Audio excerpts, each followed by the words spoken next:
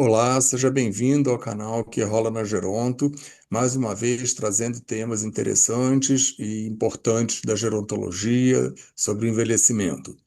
Hoje nós vamos falar sobre um tema muito importante, que é a questão da beleza, né? Então, o nosso tema de hoje é a sutil beleza do envelhecer. Para isso, como sempre, temos uma convidada hoje muito especial que vai aqui conversar com a gente, que é a Cecília Galete. Cecília, prazer ter você aqui com a gente. E a Cecília, ela é psicóloga clínica e hospitalar.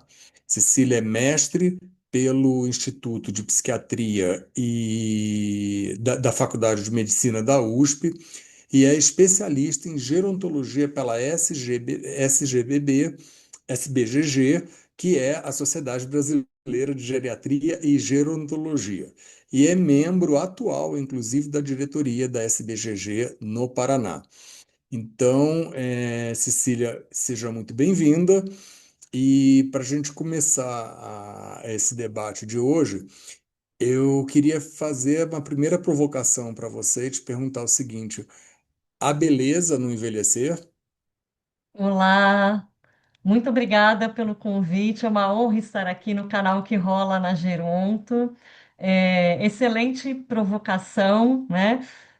Carlos, a sua pergunta é muito boa. E a minha resposta é sim, a beleza no envelhecer, né?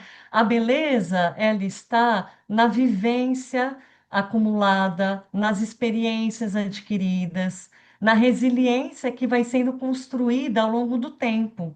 E toda essa bagagem, essa biografia, essa experiência de vida, ela se apresenta no corpo. Né? Então, um corpo envelhecido é um corpo que conta histórias, e a beleza está aí, a beleza da história da vida que se apresenta num corpo que está envelhecendo, um corpo envelhecido, né? Eu estava pensando aqui, falando agora com você, eu me lembrei de uma história, né? Eu tive a oportunidade de conviver muito próxima com a família de uma grande amiga minha, e eu lembro que a primeira vez que eu fui passar férias na casa da avó dela, uma senhora que morava no sul de Minas, né? Cheguei lá, uma senhorinha pequenininha, assim, né? Minhonzinha, cabelo comprido, enrolado num coque, com a vestimenta dela, e ela tinha um tom de pele mais escuro. E a primeira vez que eu fui lá, ela me olhava, e como boa mineira, né, Sérgio, meio desconfiada, chegou uma hora para mim, ela falou assim: Ô Fia, vem cá, posso te contar uma coisa? Falei, claro. Ela olhou para mim e falou assim: Você sabe, essa minha pele aqui, eu não sou preta assim, não. Isso aqui é queimado de sol. Aí ela levantou a blusa e realmente estava uma marcona ali, né, da marca da roupa dela, né? E ela começou a me contar a história dela. Então, se eu olhasse para aquela senhora e visse só aquela pele enrugada, seca, queimada de sol, aquilo não ia me dizer nada, né? Mas o que aquela pele seca, queimada de sol me conta era uma história belíssima, né? O quanto ela trabalhou na roça, né? Então, o quanto o trabalho dela, a existência dela foi graças àquele trabalho daquela pele queimada de sol. Né? Então a beleza está ali, não está só naquela pele queimada, está na história que aquela pele conta, né? Enquanto ela pôde criar a família dela, graças a esse trabalho, o quanto ela ajudou na economia da cidadezinha dela, porque ela vendia o que ela plantava, o quanto com esse trabalho, com aquela pele queimada, é que ela pôde oferecer que as filhas estudassem, coisa que ela não pôde fazer. Então, aí que está a beleza no envelhecer, no envelhecimento. Eu acho que é esse olhar que a gente tem que ter, mas é claro, né? Como diz a expressão, a beleza está nos olhos de quem vê. Então, como eu me vejo, vai fazer toda a diferença. Com certeza, Cecília, com certeza.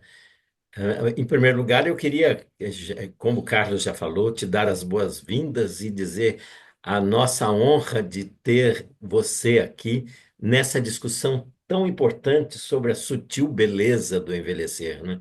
Muito obrigado, muito obrigado. E a sua fala inicial já, com a pergunta inicial do Carlos, já é intrigante. Eu queria aumentar, então, a intriga. A intriga não, a nossa surpresa aí é a seguinte: o que que faz, então, as pessoas não verem beleza num corpo envelhecido? Eu acho que, continuando o que eu estava falando, Sérgio, eu acho que a não valorização da história de vida, a não valorização da biografia da pessoa que envelhece, né? Se eu tenho um olhar, é, unicamente, exclusivamente para o corpo no sentido estético, biológico, eu vou na contramão disso tudo que eu estou falando, né? Se eu olho só para a questão da estética, aí eu também tenho que trazer aqui para a nossa conversa dois pontos importantes, né? Que é a beleza, né? Então, eu posso falar da beleza tanto do aspecto individual, subjetivo, o que é belo para mim pode não ser para o Carlos, né? E vice-versa, certo? E também a questão da beleza num contexto mais social, né? Da nossa comunidade. Hoje. Ainda hoje, eu acredito que a gente está mudando, mas ainda hoje a gente sabe que na nossa sociedade um padrão de beleza vigente, valorizado, é um padrão de um corpo jovem, cheio de colágeno, né? Um corpo ágil, forte, mais do que nunca produtivo e ágil, né? Hoje a gente vive na era do fast, tudo tem que ser rápido, né? O fast food, tudo é rápido. E se a gente olhar só para a questão do corpo enquanto a biologia, quanto a aparência, a gente está na contramão disso tudo. Um corpo que envelhece, né, não é um corpo cheio de colágeno, é um corpo com rugas, cabelos brancos, de repente é um corpo que vai funcionar num outro ritmo, num ritmo mais lento. Então, eu acredito que isso dificulta com que as pessoas vejam a beleza do envelhecer, né? Esse padrão, esse olhar aí da sociedade com relação a esse ponto de vista do que é o belo, esse padrão valorizado de beleza, e também a não valorização da biografia, da história de vida da pessoa que envelhece. Ô, Carlos, só uma coisinha. Quer dizer que para a sociedade, a visão social, então, para ser belo na velhice, não pode ter ruga, por exemplo. Não, né? Não, pelo jeito não. Como eu disse, eu noto que a gente está mudando, né? Que a nossa sociedade ela está mudando, mas ainda assim me parece que esse é um padrão, né? O quanto a gente vê, por exemplo, nas mídias sociais, atrizes, pessoas, figuras públicas, né? Quando se expõem de biquíni na praia, né? Mulheres mais velhas, principalmente, se expõem de biquíni na praia, o quanto de crítica elas recebem por isso. Né? Como assim? Você com esse corpo velho está se expondo desse jeito, nananã. Então, ainda assim, parece que existe essa cobrança, né? Que a gente não envelheça, na verdade, que a gente não possa ter rugas ou cabelos brancos. Então, Cecília, é uma questão interessante isso que você está trazendo. Me faz lembrar um pouco, quando eu comecei a trabalhar na questão do envelhecimento, quase 30 anos atrás, eu trabalhei muito com faculdades de universidades abertas à terceira idade e trabalhei com muitos idosos. E nessa época, a maior parte dos grupos que eu trabalhei, eu fazia uma oficina de memória. E a ideia da oficina de memória não era a memória cognitiva, né? Se você lembrar que você tem um compromisso, enfim, né? Lembrar onde você guardou determinada coisa, não era essa memória. Eu queria trabalhar com a memória, justamente história de vida, né? E, e é interessante quando a gente fazia isso, o quanto você muda a tua forma de olhar a velhice quando você olha para a tua história de vida, para uma construção histórica que é possível com a passagem do tempo. Você não consegue criar essa história se você não passa pelo tempo, se você não envelhece, não constrói uma família, uma profissão, amigos, enfim, né? Você precisa de tempo para fazer isso, né? E esse tempo é o tempo que a gente envelhece. Então, a tua fala me fez pensar muito nisso, né? O quanto é importante, né? Trabalhar com pessoas idosas, trazendo para isso, né? Pra dizer assim, olha, você está envelhecendo, né? O teu corpo já não é mais o mesmo padrão que a cultura nossa determina como beleza, mas em compensação você está trazendo uma história de vida aí muito grande. Então, assim, se valorizássemos isso, talvez a gente mudasse essa história de que a beleza só está no colágeno, como você falou, né? Mas aí, assim, então, pensando um pouco nisso, né? Seguindo um pouco por essa linha. É, você, você acha que nós procuramos uma fórmula de permanecer eternamente jovem? Quer dizer, então, assim, o medo, né, de envelhecer faz com que a gente procure esse lugar de estar sempre jovem? Sim, eu acredito que sim. Claro que não é para todo mundo, né? Eu acho que tem as pessoas que aceitam o processo da passagem do tempo, mas eu acho que existe sim um movimento, sabe, mundial até, né? De procurar essa fórmula, né? Do eternamente jovem, essa juventude eterna, né? E aí isso é um problema. Né? É um problema assim de saída, porque só nessa frase, né, da eternamente jovem ou eterna juventude, a gente já tem duas questões aí. Primeiro, porque o eterno não existe. Não somos eternos, somos finitos.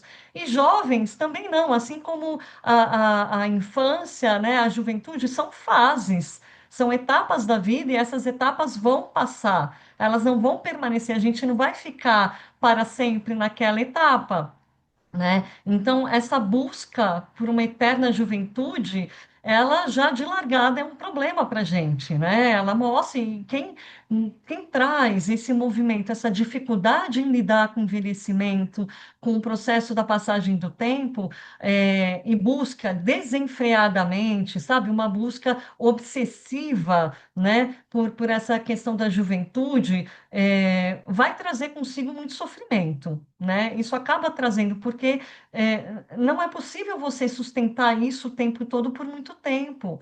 Então, isso traz, primeiro, que já é um sinal de algum sofrimento daquela pessoa, alguém que não está conseguindo lidar com a sua velhice, com o seu processo de envelhecimento. E segundo, porque não é possível, né? Então, a gente precisa, é saudável que a gente aprenda a lidar com o envelhecimento, com a nossa velhice. É verdade, Cecília, é verdade. E a maioria de nós não lida dessa forma como você está mostrando, né? E eu queria, então, continuar aprofundando um pouquinho mais para você nos mostrar da sutil beleza do envelhecer, né? Eu queria te fazer a seguinte pergunta: o que você acha que mais causa incômodo no processo do envelhecimento humano? O que mais causa incômodo no processo do envelhecimento humano, pelo qual todos nós passamos? Olha, acho que primeiramente, né, fazendo uma leitura aqui, eu acho que tem uma questão que é mais inconsciente do ser humano, da natureza do ser humano, que é o medo da finitude, o medo da morte, né? Quando a gente envelhece, o nosso corpo envelhece, né, as modificações que a velhice traz, né, faz com o nosso corpo, são sinais claros, concretos da passagem do tempo, como o Carlos disse, né? E essa passagem do tempo nos leva para onde? Para o fim, né? A gente vai se aproximando da nossa última etapa de vida. E a gente pensar sobre a finitude, pensar sobre a morte, a nossa morte, causa uma angústia muito grande, né? Faz parte aí da nossa natureza humana, saber, a gente entrar em contato com a questão de que somos finitos, nos causa uma angústia, nos causa uma dor. Então, acho que de partida, eu diria que o maior incômodo se dá nessa esfera mais do inconsciente, que é o não lidar com a morte, não lidar com o fato de que somos finitos, tá? Mas também existem outros pontos que a gente tem que olhar, né? Um dos incômodos também aí falando de algo que fica um pouco mais claro, palpável, né, para a gente, eu vejo muito isso na prática clínica, é a questão de como a nossa funcionalidade pode ir declinando, pode ir mudando, me deixando talvez mais suscetível ou mais frágil. E um dos medos que eu ouço é, muito frequentemente, né, na fala das pessoas que eu atendi, atendo, é o medo de ficar dependente do outro. Então, um corpo que se torna muito pouco capaz de fazer as coisas por si só, né, depender do outro, enfim. De não poder exercer, né, a minha autonomia, mas também a minha independência. Então, acho que um dos maiores incômodos que eu vejo é esse também, né? Mais ligado à funcionalidade do que até mesmo à aparência física, à estética. Sim, é verdade, Cecília. Eu só queria fazer um contraponto e até para você comentar também. Essa questão do medo de envelhecer muitas vezes está ligado ao medo da dependência, dependência do outro. E essa autoimagem de que eu no futuro serei sempre dependente, ela é uma imagem social da velhice muito ruim. O que é que você acha? Concordo plenamente, né? Essa imagem está no imaginário coletivo, né? Então, associar aí a velhice com uma dependência física, e eu acho que a gente está podendo desmistificar isso, né? Hoje em dia, a gente poder falar sobre hábitos de vida, enfim, uma boa alimentação, a prática regular de exercícios físicos, o quanto isso pode ajudar a minimizar o impacto, né, da passagem do tempo, minimizar, amenizar o impacto disso na funcionalidade desse corpo, mas é uma ideia que assusta muito, né? Muito. E ao mesmo tempo pode até ser contraditório, né, doutor Sérgio? Porque ao mesmo tempo que pode assustar, infelizmente, por outros motivos que a gente não vai se aprofundar aqui nisso, mas às vezes até é uma forma da pessoa ser dependente, é uma forma da pessoa ter uma outra pessoa perto cuidando, né? Ter uma atenção que às vezes ela não teve ao longo da vida ou não tem da forma que gostaria de ter. Então é um assunto até um pouco polêmico isso aí, né? Mas de fato é uma imagem que é muito, eu acho que é muito estigmatizante mesmo, né? A questão da dependência na velhice. Então, Cecília, você trazendo essa questão da negação, né, do envelhecimento, na nossa sociedade, enfim, né? Isso acabou criando um movimento que a gente chama, a gente conhece aí de anti-aging, que seria uma negação, né, do anti-envelhecimento, né? Então, o que é o anti-aging, né? Explica para a gente um pouco isso e assim, como essa corrente da ciência consegue entregar uma fórmula contra o envelhecimento. Isso é Então, verdade?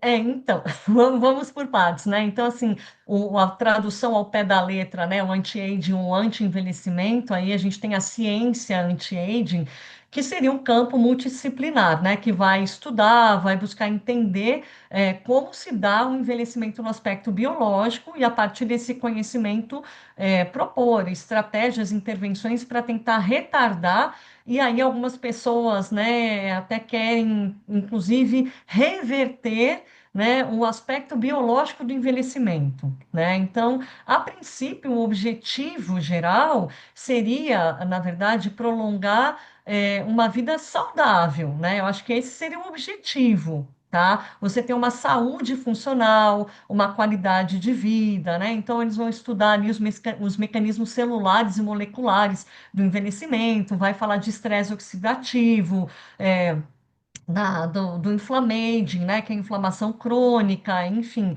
através desses estudos eles estariam ali desenvolvendo técnicas, né, medicamentos ou fórmulas que pudessem então diminuir, desacelerar esse processo de envelhecimento biológico, né, visando então o quê? Uma qualidade de vida. Né? Um ponto seria esse. Então, quando a gente fala, por exemplo, né, se a tua pergunta é eles conseguem entregar, então, uma fórmula, né? Eu acho que o que tem que estar claro é, a gente não consegue parar o processo de envelhecimento, né? O processo de envelhecimento, ele é natural, ele é inevitável, e a gente não consegue parar esse relógio. A gente consegue, né, talvez desacelerar, mas parar não tem como, né? Então, o que que hoje em dia a gente tem? Tem uma indústria muito forte trabalhando em cima disso, né, Carlos? A gente tem, primeiro, quando a gente fala em hábitos de vida, né, a gente poder olhar para a qualidade do nosso sono, uma dieta adequada, uma nutrição adequada para essa etapa da vida, realizar atividades físicas regulares, o manejo do estresse. Tudo isso, né, não deixa de fazer parte da ciência anti-aging. Só que, enquanto ciência, a gente tem que pesquisar, né, e ter resultados ali baseados em evidência. Então, de fato, se eu manejo o estresse, né, o que que acontece no meu corpo com relação a isso? Vai me trazer mais saúde e qualidade de vida. Eu acho que esse é o ponto, né? Um dos pontos.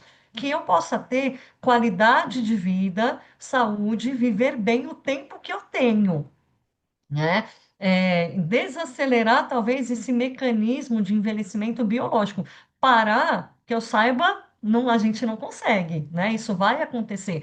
Agora, qual que é o problema que eu vejo aí? O próprio termo, né, anti-aging, já é um termo que deixa a gente, né, anti-envelhecimento, né, já é um pouco complicado, né? Talvez a gente pudesse ser revisto esse termo dentro dessa aplicação que eu estou trazendo aqui, né?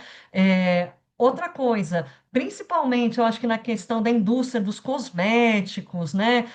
Eles usam muito no sentido de lançar aí produtos, enfim, que às vezes não tem nenhuma evidência científica, né? Então, isso também é um outro ponto. Então, acho que são dois pontos aí para a gente prestar atenção, que sugeram aí uma controvérsia com relação ao anti-aging, né?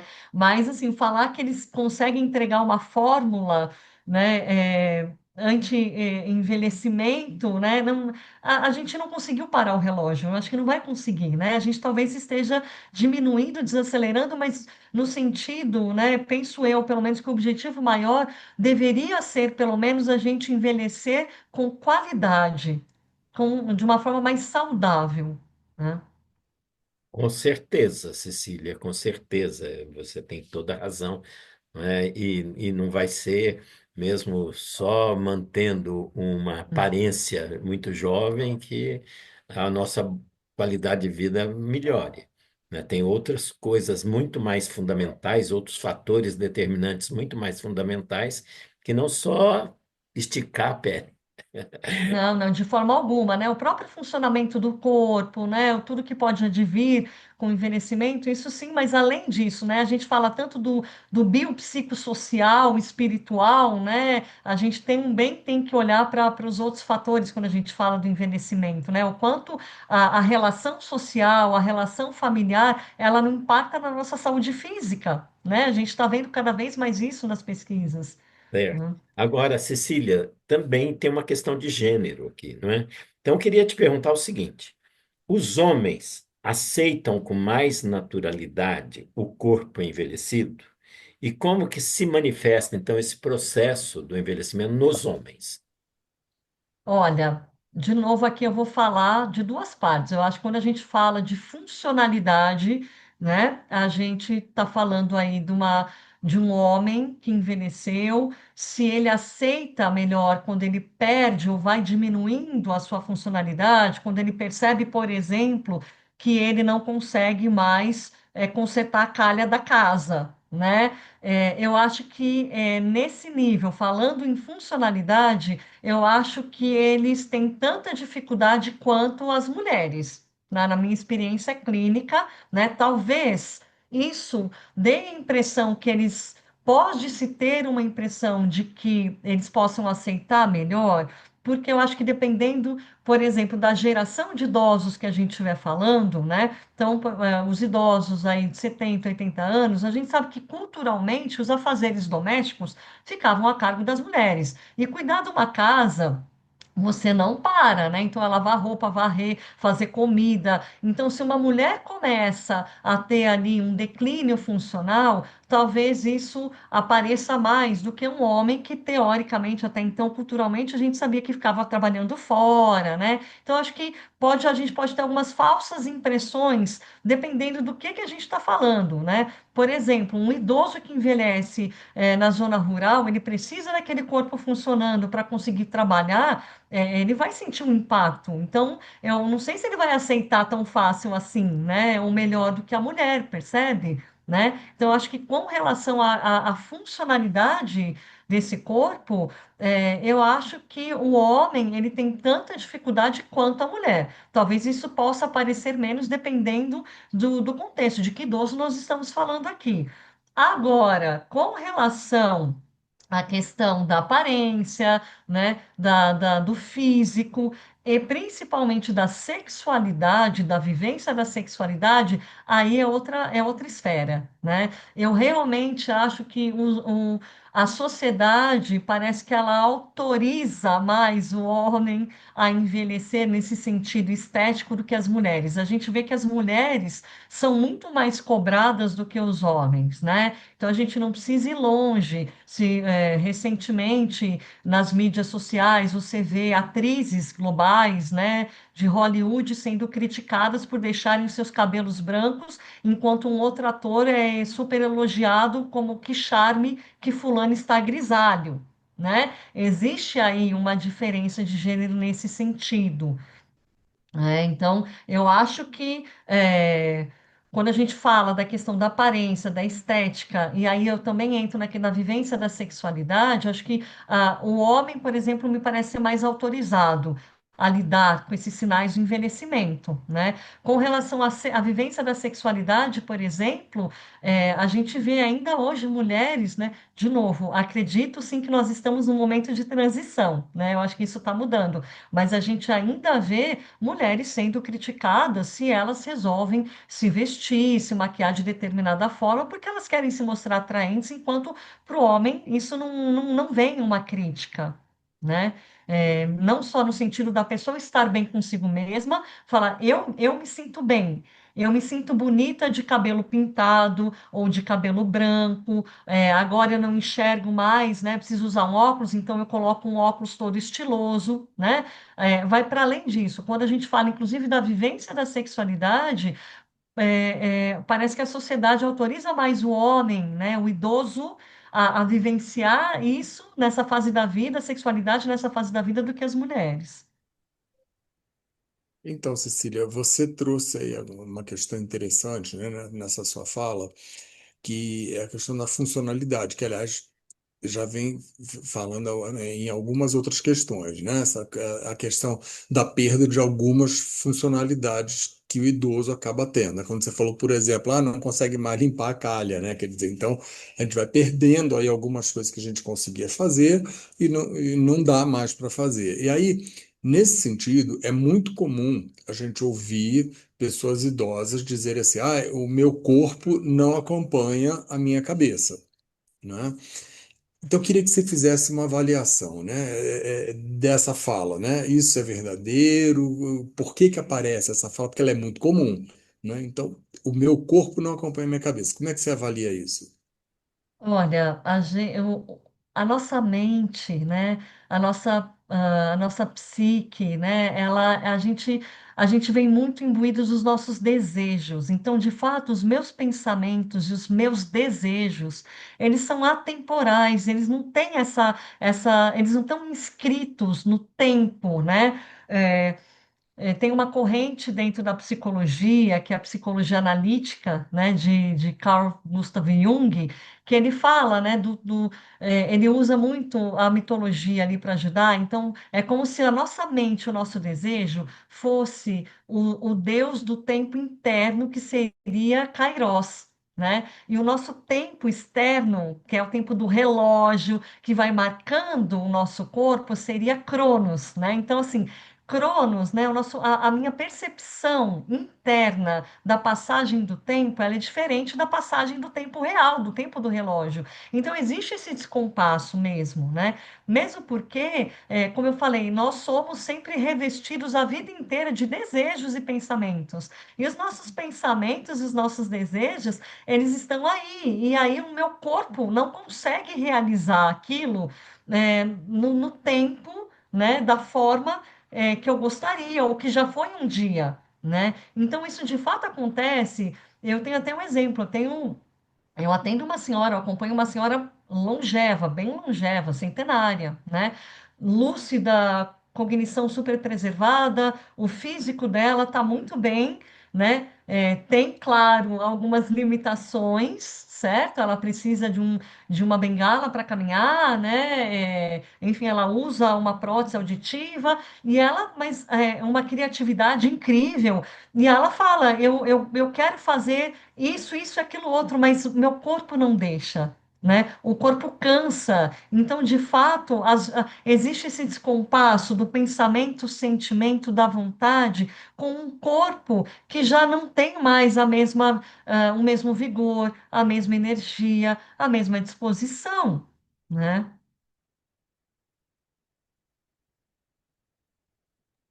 Oi, Cecília, desculpa. Eu aqui, a minha velocidade já envelheceu. Mas, Cecília, excelente isso. Eu queria te fazer uma pergunta interessante e é muito importante para todos os que nos ouvem o que será a sua resposta, né? Porque todos envelhecem, né? Cecília, como então ressignificar um corpo envelhecido? Não é uma tarefa fácil, mas é possível, né? Eu acho que o primeiro passo é a gente aceitar a mudança, né? Aceitar essa transição, aceitar esse processo de envelhecimento com tudo que ele nos traz, né? E esse tudo que ele nos traz não é só, de fato, um declínio do funcionamento do corpo, né? Uma diminuição aí da minha velocidade no caminhar, da minha acuidade, né, da minha capacidade de enxergar bem, eu vou precisar usar um óculos.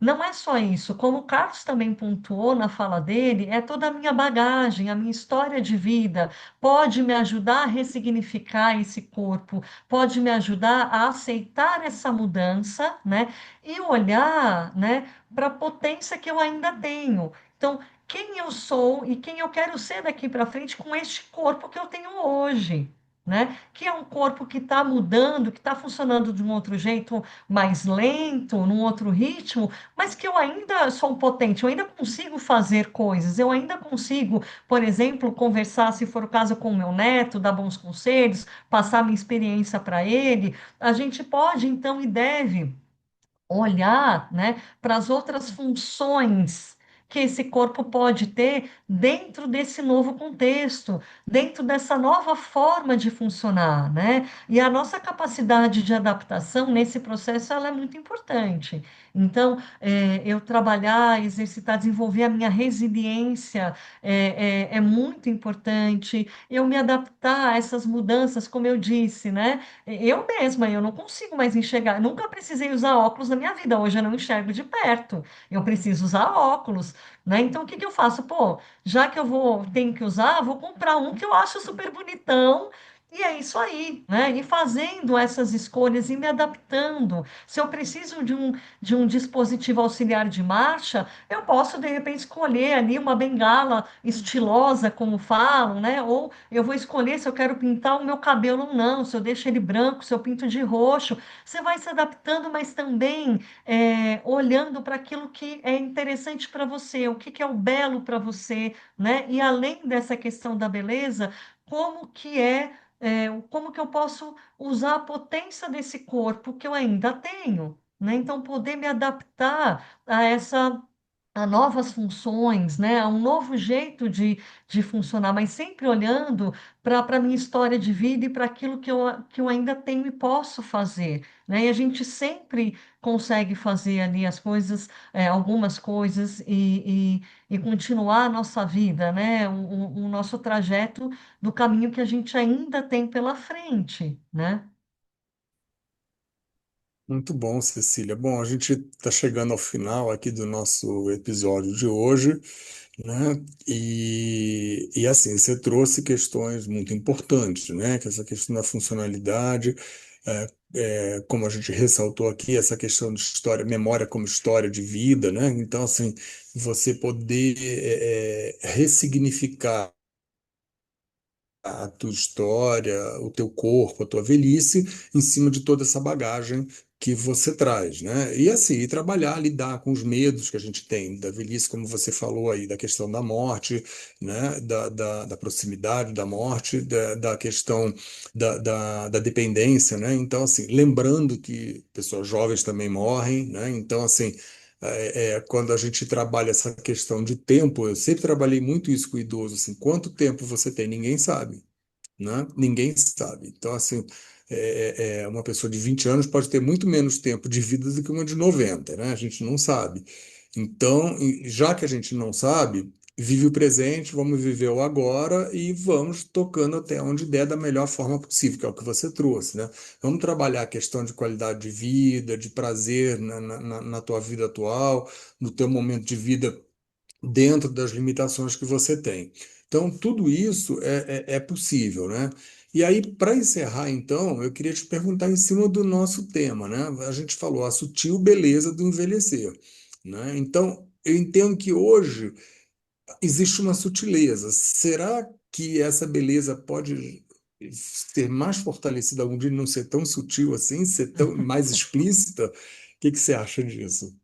Olha, eu acho que nós estamos trabalhando para isso, né? Nós aí, profissionais da área, especialistas, né, em gerontologia, geriatras, acho que a gente tem trabalhado para isso e eu já tenho visto, sim, uma mudança, né? Eu acho que sutil, mas uma mudança na nossa sociedade, porque a nossa população está envelhecendo, né? A gente tem que olhar para isso, eu acho que nós estamos olhando para isso e é possível deixar essa beleza menos sutil e mais aparente, mais evidente, sim.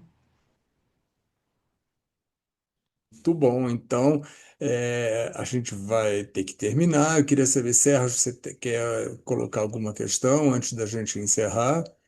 Não, eu só queria agradecer a Cecília, porque é uma discussão tão interessante, tão bonita e tão necessária de ser feita, não é?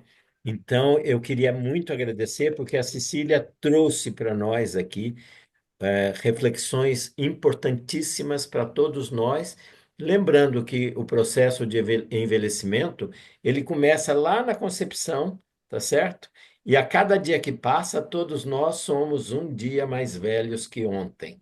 Então, a beleza desse processo, ela está dada aí nas discussões que a Cecília nos trouxe aqui. Cecília, muito obrigado. Então Eu é que isso. Cecília, você agradeço, foi gostaria de ter uma uma honra. palavra final? Não, eu que agradeço, né? E importantíssimo vocês terem trazido esse tema aqui para o canal e que a gente possa cada vez mais falar mais sobre isso, sobre o processo de envelhecimento e a sua beleza, né? Para que ela não fique tão na sutileza. Muito bom. Então, a gente vai encerrar, né? E assim, dizendo que você trouxe uma questão que eu vou sintetizar aqui, que eu acho que é fundamental, que é a mudança na nossa cultura, né? Na nossa sociedade. Eu acho que antes da gente, até enquanto pessoa, aceitar isso, enquanto cultura, né?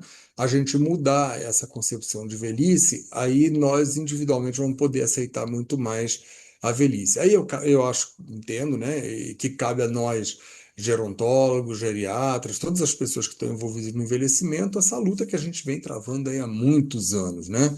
Do antiidadismo, acabar com essa questão da negação da velhice como uma coisa muito ruim, a velhice enquanto contraponto à juventude, enfim, a gente acabar com essas questões para a gente poder, enfim, olhar para a velhice e ver beleza nessa velhice. Então, Cecília, muito obrigado por você estar aqui hoje com a gente, enriquecendo bastante essa discussão e parabéns aí pelo teu trabalho que você vem executando, né? E sucesso aí na tua trajetória nessa luta para a gente poder olhar e enxergar essa beleza, né? Que daqui a pouco não seja tão sutil assim, né? Que seja mais explícita. Então, obrigado por estar aqui hoje, obrigado a você que nos assiste. E ficamos então aqui na próxima. A gente se encontra. Até lá.